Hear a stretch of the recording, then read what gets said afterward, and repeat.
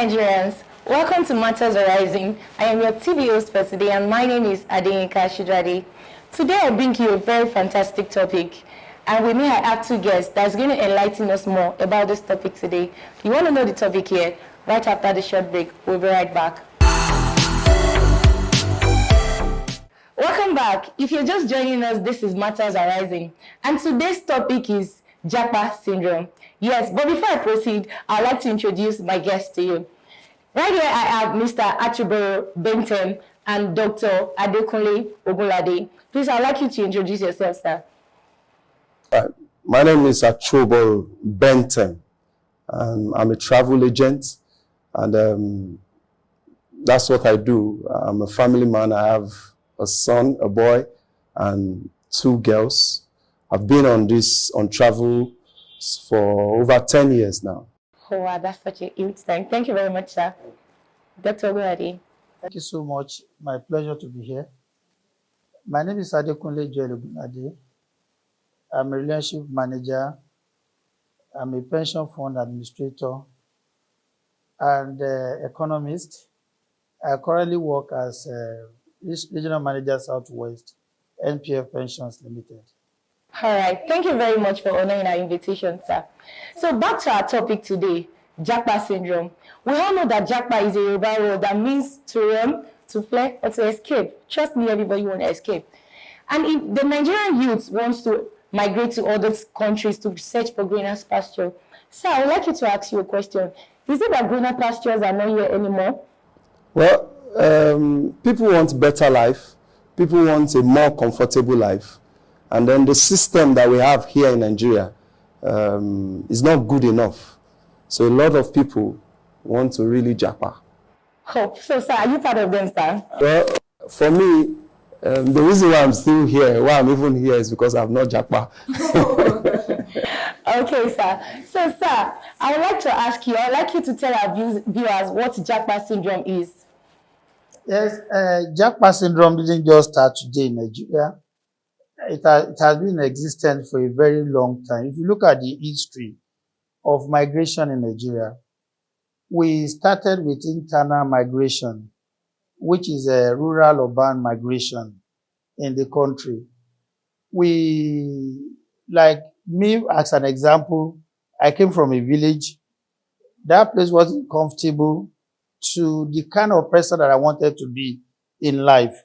The environment wasn't conducive, and I needed to go out there to see what I could do for myself, because remaining there would have limited my potential. So I needed to go out. So it has been in existence, and it is a system, and that something has to be done about in the country. If you travel to some of the developed worlds, anywhere you find yourself, you find the same amenities, the same market. Walmart will be at the lowest place where you could go buy things and you come back home. The jobs are available everywhere. So there's even no reason for you to move from one city to another. For example, I was in Germany in 2019. A lady there, a German, was telling me that she has never traveled out of Germany. She was even surprised that somebody could travel. She thought I had so much money for me to have been there for an holiday on vacation and to come back to Nigeria, because they have everything within the country. The comfort and everything is there. So in Nigeria, we started from internal migration. Yeah, that is what we grew up to know. But now we are now beginning to advance it further, that there is still life outside where we thought there is life. And people are now beginning to see what could happen to their lives if they are able to go outside the country. So Japa is there, and it has come to stay until we have a system. I think I have to stop for now. Yes, thank you very much for that, sir. So, Mr. Bentham, I would like to ask you, what does mass migration entails? It has to do with movement of people from one location to another location. And most of the time, it's for greener pastures. Okay, thank you. So another question to you, sir. So there's this thing that has been going on that I would like to talk about, which is the brain drain. What are the effects on Nigeria? Recently, there was a problem when the CBN came up with a policy as against cash flow. You see, when we began to have now, you see, there was a particular time, there was serious network problem. Most of the people who are supposed to solve these problems have jacked out. That's why we had that problem. You know, the network was down, a lot of problems. It's like the IT guy who is supposed to be in charge of those things. Some of them are no longer there. So the banks are now forced, they need to quickly look for somebody or people to replace them. And then some of them, they need to train them, because the people with the know-how, these are the people with the brains, they have migrated. So these are the effects in the economy, and the government will really need to wake up. Thank you very much for that, sir. So one more other thing, sir. What's your advice for someone like me? Do you think it's a better idea for me if I see an opportunity to Japa, or do you think I should stay here in Nigeria to get Nigeria developed? Well, I believe that you stay, you don't stay, Nigeria will still develop. Now, that's my own belief. But you know, if you want to Japa, there must be a purpose. Why are you going? What are you going to do? A lot of people have left this country. Some of them are cleaners abroad.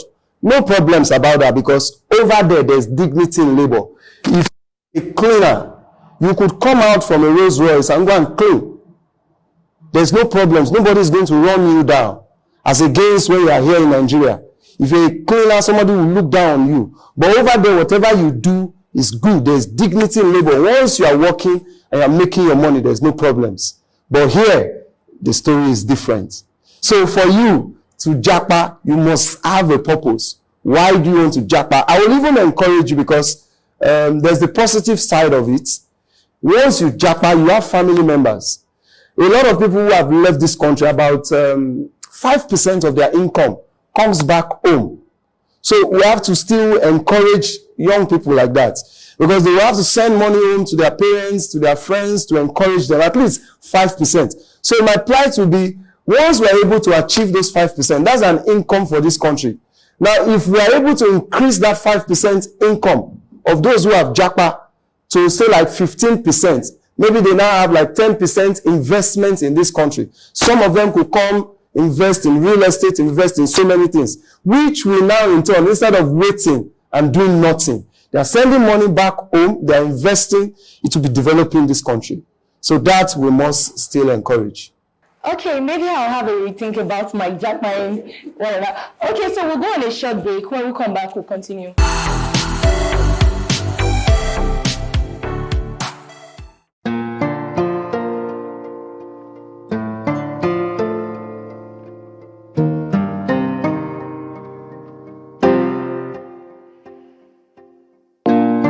If I begin to talk, ilé aṣú àmọ́ ìtàn ayé mi.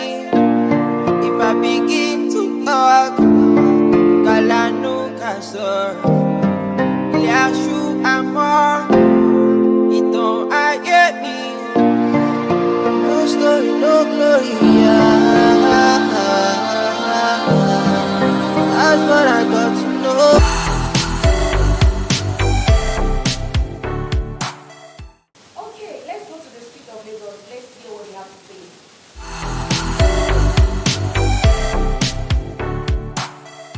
The Japa journey isn't always called out to be what it's meant to be, but still, most Nigerians can't wait to flee the country.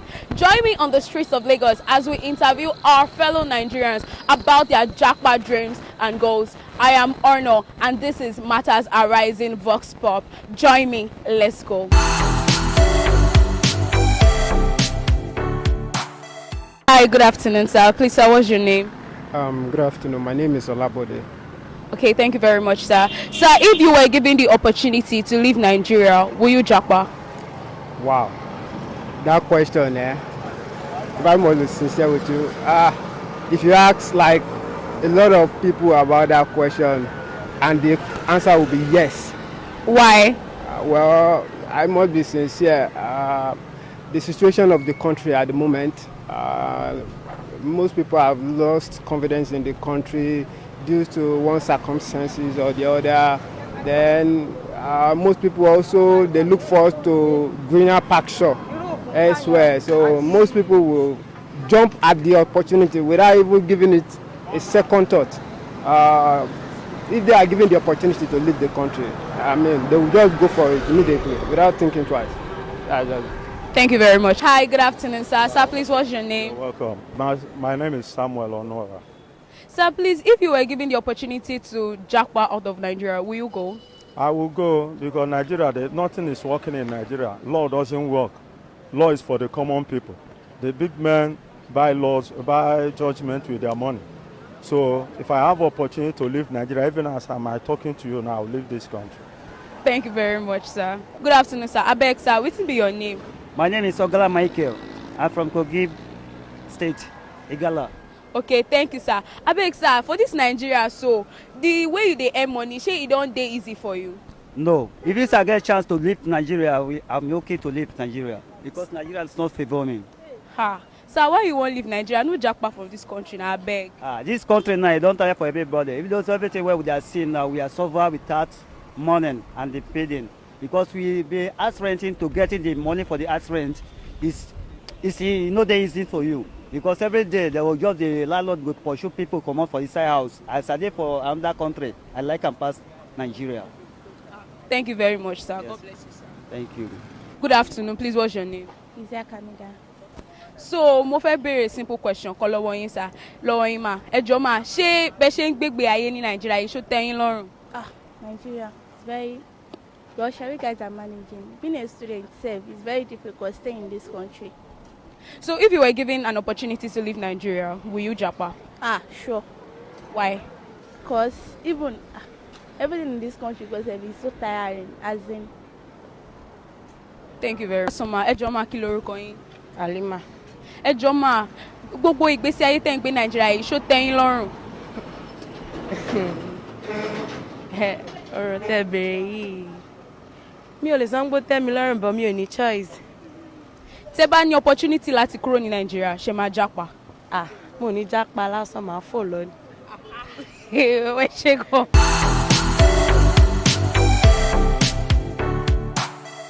Oh, welcome back. With all we heard from the streets, oh wow, I did not know it to say or wow. But anyways, we'll proceed. If you're just joining us, this is Matters Arising, and we're talking about Japa Syndrome. Yes, I said earlier that I was going to have a rethink about my Japa schedules. So, sir, we'll proceed by asking you those questions, sir. Sir, to you, Mr. Benton. Sir, this question says that, does it mean that Nigerian government are not seeing this effect of Japa on the country? Now, the government has a lot to do. Sometimes some of these issues the government are not technically aware of what the general masses are going through. The government will not do everything for us. Sometimes we have to really up our games ourselves. You understand? So.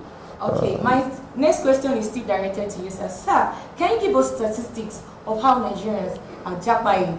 Permits me to use the word. Well, in fact, if you check technically, between 1 to 2% of young people of brains are migrating every year. It means that if we have a population of about 200 million, for instance, 2 million people are migrating out of this country on a regular basis every year, and that's a lot.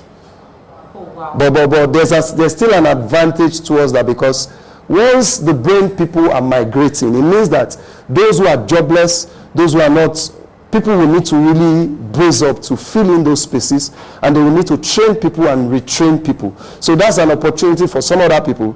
For those who are better, they have left. Those who are not too good can now improve themselves. So that's an opportunity for all. Just up your game and you'll fit in. Okay, I guess that's an opportunity for me too, right? Definitely. Well, I'll have it written. So, Dr. Ogunlade, I would like to ask you this question. Do you think this Japa word can be reversed? can be reversed? No. Why do you think that, sir? It has come to stay until we are out of the problem. And like I said before, until government is able to see the reality that we are into, until government is able to see what the futures of the country is going to look like my brother said, though it's an opportunity and we could easily replace people. But unfortunately, the population and birth rate in Nigeria also is not helping. Because look at the statistics of people that are coming out of university every year without job. So, once people are leaving, we are not really feeling the impact, the lacuna. So as people are leaving, some people are feeling it. Let me tell you this. In my own office, in my own region, I think I lost about 4 to 5 people within 3 years. Yeah, and I tell you that the replacement I got, they were not as good as the people that left, but I still had to train. But in the whole, the government may not see what I'm doing. Even my organization, the management, might not even really feel me because I'm here at the receiving end trying to train some untrainable people to make sure that they fit in into the gap. So I will be the ones that will continue to work when I'm supposed to be resting and be supervising. You understand? So because they are not feeling the effect up there, the people are here. You know, Nigerians, we are so rugged. Anywhere they put you just want to perform. You don't want to give excuse. So people at the top level management and the middle level management, they will struggle to make sure that the board of directors, the government, and the rest still have results. So they still want to perform. So nobody is feeling it. The same thing cascades up to the government, all the ministry and department and this thing. They are still giving they are still meeting up to target. What really happened? Like example he gave about the banking industry. Until that problem occurred, Emefiele saga, they were able to realize that there was a problem. But even at that, no management will come out to tell you that it is the error of one ICT department or this thing. They may tell you that they were unable to meet up. Maybe they have more traffic than what they prepared for. So they will come with an excuse that even people up there may not even really understand the exact problem, the reality of what we have. So Japa will continue because number one, there is replacement. So there's no gap. Number two, the people are not really feeling it. Then government also, the little they are feeling about the health workers, they are not really helping. Instead of them to come to the grassroots and address the system, what is the problems? What they are trying to do now is to sponsor a bill to stop doctors from traveling without working in Nigeria for 5 years. I think that bill is currently on. So I don't know why you must use force, you understand, to stop people from going out to fulfill their destiny, or you create an enabling environment to make sure that they are fulfilled here in Nigeria. Let me give you an example. The best ENT surgeon in and the first in West Africa is still in Nigeria and is still working in Nigeria. My president had a problem and he traveled to London. You understand? Probably to be trained, maybe to be treated by a Nigerian even abroad. It could even be a Nigerian. But why that Nigerian doing better, all those Nigerians doing better there could not treat him here back home? Because that first surgeon, West African ENT doctor in Nigeria may not even have anything to work with. So there's no tools to work with. You just have your brain. Let me give you an example, though it may be funny. I remember when I thought I was born in the village. I don't hide that. You understand? In my village, I didn't see TV from my primary 1 to 6. I didn't even know how TV looked like. But what I used to see in our book, English book then was that a drawing of TV, you understand, with two antenna. They will just do a four-corner box with two antenna. Then they will now put an image in front, just for you to know that I've seen a TV. That is the dilemma of our doctors and professionals in Nigeria. You understand? So the real tools are not there. They only see the picture. They will just know that there's one machine, artificial intelligence to do this or to do that. Where is it? They can't. They must have read everything about it. They must have even know how to label it, that I know how to label TV then. I never saw it in my life. So if we have people that could do that, they know how to do it, but they never saw it, they never handled it. And you want the same person with all the potential to remain here, and we want Japa to stop. It will never stop until we make our environment conducive, until we make people that want to improve that. Because somebody, I listened to an interview of a South African. He was telling us about the best heads everywhere, Nigerians, as they are the best everywhere. You understand? But here they can't stay. So why can't they stay? Because knowledge and skills, they are just like water. It must flow. It must find ways out for it to flow. You understand? You see, Istrola Adesanya just won back his title, you understand, on Saturday. You understand? And the same, what's the other boxer? You understand? You understand? Anthony Joshua also just won back his own also. They are Nigerians. But tell me, if they are to be in Nigeria, you understand, would they have been successful in life? The other Olympic lady, he trained outside the country.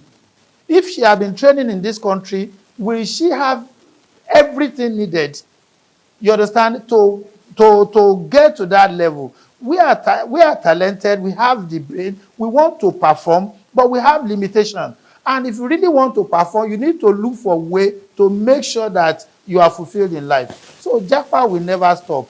It can never be reversed. It will continue until we make our home good. Okay, thank you very much for that, sir. So you've come to say that Japa has come to stay.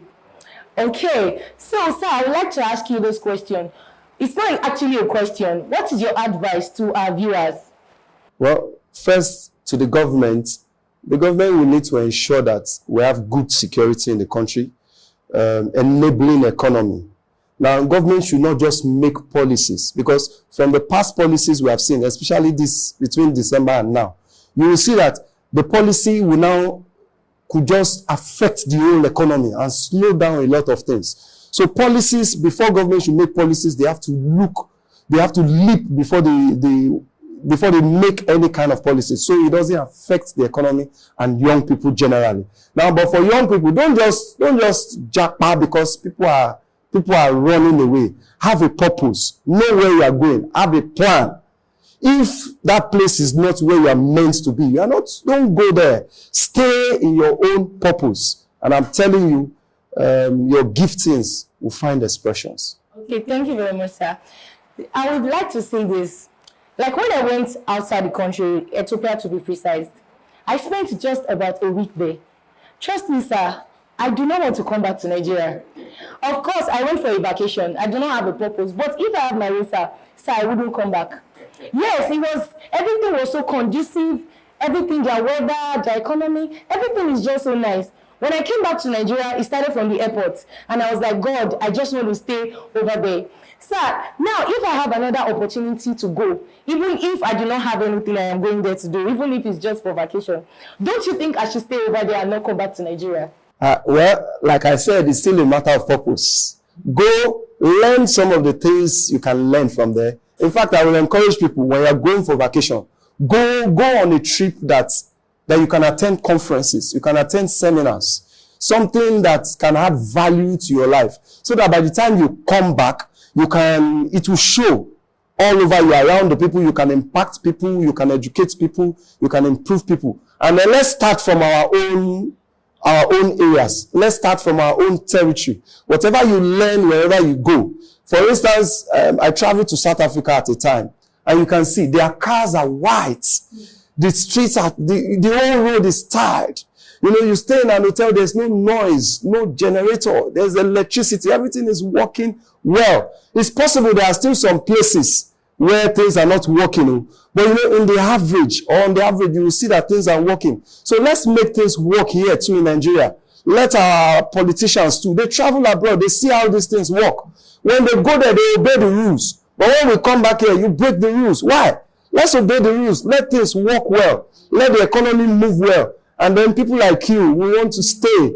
And then the environment is encouraging for everybody. So everyone, let's support ourselves. And you see, one thing with Africans is that we are good supporters of one another.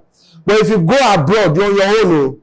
Here, your family members, you can be broke and you will still be eating. You can enter your neighbor's place and go and eat. You can visit somebody, you can eat. But when you travel abroad, you're on your own. If you are broke, you are broke. Although, you know, we need to weigh our options. But what I'm just simply saying is that anybody who wants to travel should have a purpose, should have a dream, should believe that that's where he or she is supposed to be. Because if you are where you are to be, good things will happen to you. Okay. Thank you, sir. So the last but not the least, now to you, Dr. Ogunlade. When we went to the streets, we heard some people saying the reasons why they want to japa is because the rent are not renting. Some people said pressure tiwa, as in everything is just. Sir, what do you have to say to this kind of people? Well, pressure tiwa, in reality, everybody knows this. Everybody knows that rent are not renting. Everybody knows that the country is, to me, we are not intentional about the progress or of the people, about the welfare of the people. In fact, the integrity of our leaders is questioned. Nobody even trusts anything. I remember 2015, when the present government when they were coming, we saw the promises. But then as I began to question those promises, when somebody was promising 5,000 naira to unemployed graduates, then I looked at the population of unemployed graduates in Nigeria. That's what I said again about the birth rate in the country. To me, we are too many.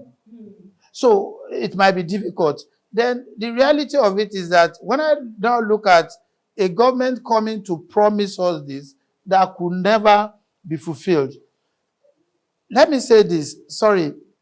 If you look at the political system or the election processes in some of the countries, then I want you to come back home and see what we campaign with in this country.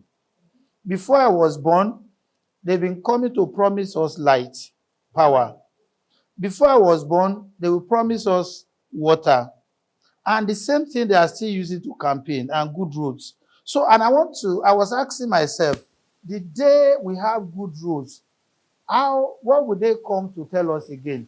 So that means they are out of power and they are out of jobs. And our politicians, they take politics as their own career. They don't want to be out of jobs. So automatically, you can never have good roads.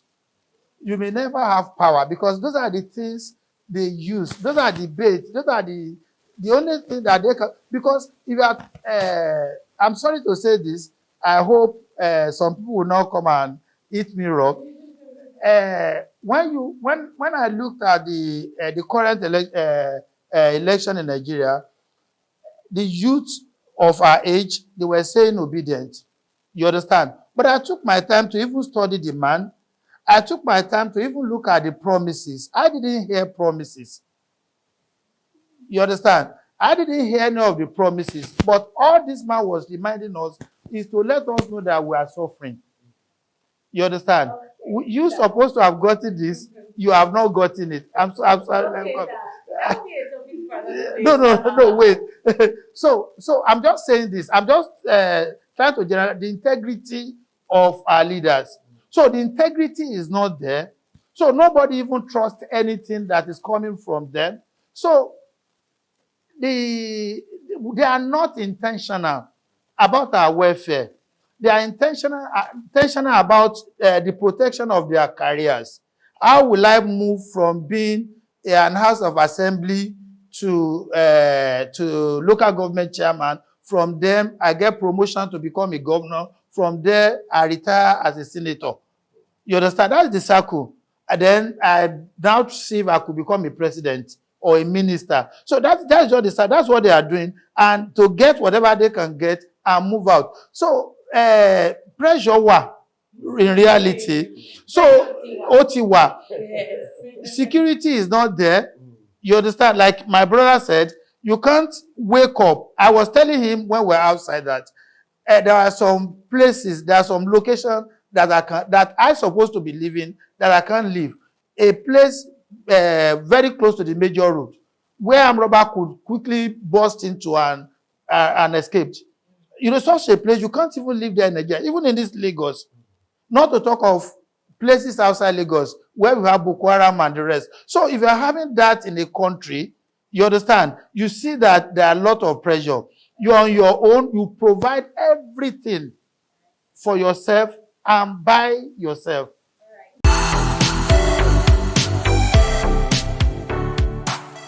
Okay, thank you very much for that, sir. So we have come to the end of today's program, and I want to say a very big thank you for honoring our invitation, sirs. Okay, till I come your way again, I remain Adenika Shidwadi. Bye.